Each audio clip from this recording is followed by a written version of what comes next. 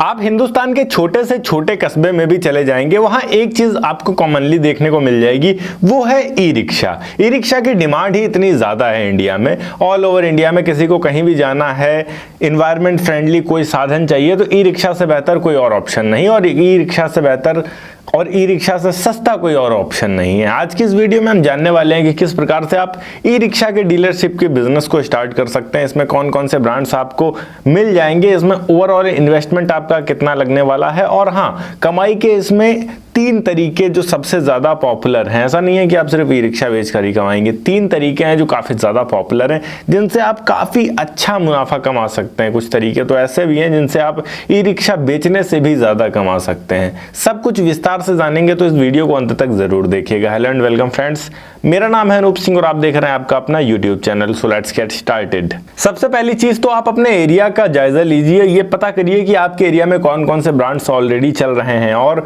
आपके आसपास जो बड़े शहर हैं उनमें कौन से ब्रांड्स पॉपुलर हैं, किस ब्रांड की अपॉर्चुनिटी है आपके पास यहाँ पर डिमांड किस ब्रांड की ज़्यादा है। आपके एरिया के जो भी ऑटो संचालक हैं, चलाने वाले हैं, ई रिक्शा चलाने वाले हैं, उनको कौन सी ऐसी फैसिलिटीज़ चाहिए जो अभी के ब्रांड्स नहीं दे पा रहे हैं। उसके बाद एक परफेक्ट ब्रांड आप चुनिए और उसके साथ में बिजनेस शुरू कर सकते हैं। कई सारे ब्रांड्स के ऑप्शन आपके पास आते हैं यहाँ पर, जैसे महिंद्रा इलेक्ट्रिक या फिर Lohia auto, Kinetic green, YC electric, Mayuri, Saera electric, Piaggio electric, इसके अलावा थुकराल, मिनी मेट्रो और भी बहुत सारे ब्रांड हैं ऑल ओवर इंडिया में जो काफी बड़े पैमाने पर चल रहे हैं। और ये जो ई रिक्शा होते हैं इनमें मोस्टली जो चीजें होती हैं वो लगभग सेम ही होती हैं, सिर्फ ब्रांड के नाम अलग होते हैं कुछ अलग ब्रांड्स को छोड़कर। जैसे हमारा महिंद्रा हो गया या टीवीएस हो गया, इनके जो इलेक्ट्रिक ई रिक्शाज आते हैं उनमें थोड़ी सी चीजें डिफरेंट होती है, बाकी मोस्टली ई रिक्शाज में जो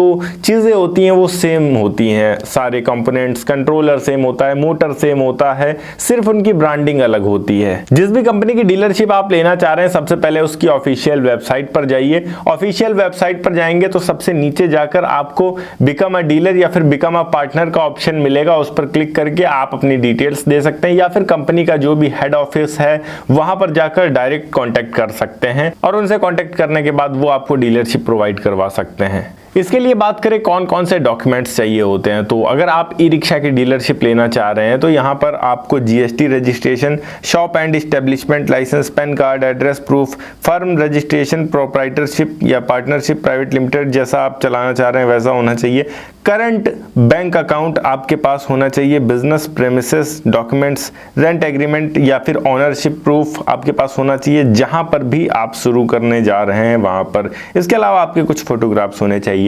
ये थोड़ा कॉम्प्लिकेटेड जरूर लग रहा है पर आप परेशान मत होइए। जब आप एक बार डीलरशिप लेने के लिए किसी कंपनी के पास, किसी ब्रांड के पास जाएंगे तो वो खुद ही आपको बता देंगे कि उनके ब्रांड के लिए क्या क्या चीजें आपके पास होनी चाहिए और वो चीजें कैसे आप अरेंज कर सकते हैं वो भी बता देंगे। पूरी सपोर्ट करते हैं क्योंकि उनको तो अपना बिजनेस ही बढ़ाना है। एरिया की बात करें तो कम से कम 1000 स्क्वायर फीट तो होना चाहिए मार्केट में, किसी ऐसी जगह पर जहां पर अच्छी खासी चलती सड़क हो, तभी ज्यादा से ज्यादा लोग अट्रैक्ट होकर आ पाएंगे, देख पाएंगे। जितना ज्यादा ओपन एरिया में होगा उतने ज्यादा लोग आपकी शॉप को पहचान पाएंगे और पहुंच पाएंगे आप तक। इसके अलावा आप 1-1.5 स्क्वायर फीट कहीं अपने घर में, गांव में, देहात में ऐसी जमीन लेकर रख सकते हैं जहां पर आप गोडाउन रखेंगे, अपना स्टॉक रख सकते हैं। कल को जब आप थोड़े बड़े डीलर बन जाएंगे, ज्यादा स्टॉक आएगा आपके पास तो वो रखने के लिए आपको चाहिए होगा। इन्वेस्टमेंट की बात करें तो यहाँ कई सारी चीजें आपको चाहिए होती है। सबसे पहली चीज तो आपको अपने एरिया को देखना होगा कि कितना एरिया आप ले रहे हैं, उसका रेंट देना होगा।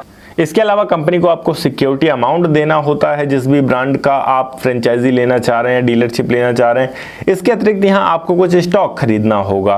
तो ये सब ओवरऑल मिलाकर देखें तो 10 से 12 लाख रुपए का खर्च आता है जिसमें आपका वर्किंग कैपिटल भी इन्वॉल्व होता है।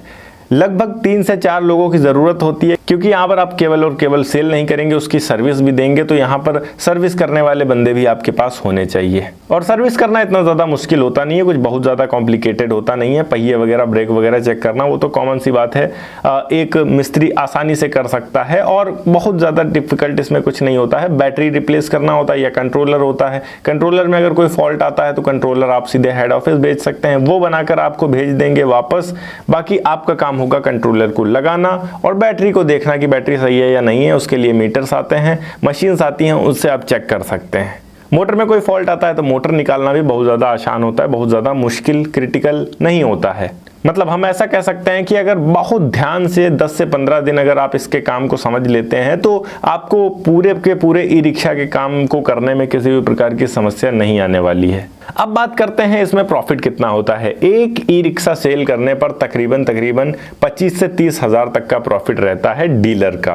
अब यहाँ डीलर अगर महीने में केवल 4 ई रिक्शा बेचता है तो समथिंग 1 लाख तक तो इसी से कमाएगा। इसके अलावा यहाँ पर उसके पार्ट्स भी बेचने होंगे, कभी कंट्रोलर में कोई फॉल्ट आ गया, कभी मोटर चली गई है, कभी बैटरी रिप्लेस करना है, तो ये सारी चीज़ें भी आपके पास होंगी और पार्ट्स बेच के काफ़ी ज़्यादा आप कमा पाएंगे, क्योंकि ई रिक्शा की जो संख्या है वो बहुत अधिक है पूरे भारत में। आप किसी भी सिटी में चले जाइए तो जब इतने ज़्यादा ई रिक्शा हैं तो फॉल्ट तो आना कॉमन सी बात है। इसके अलावा आप जो भी ई रिक्शा की सर्विस करेंगे उससे भी काफ़ी अच्छा प्रॉफिट कमा सकते हैं। तो तकरीबन 50 से 60 हज़ार रुपये हम ये मान के रख लेते हैं।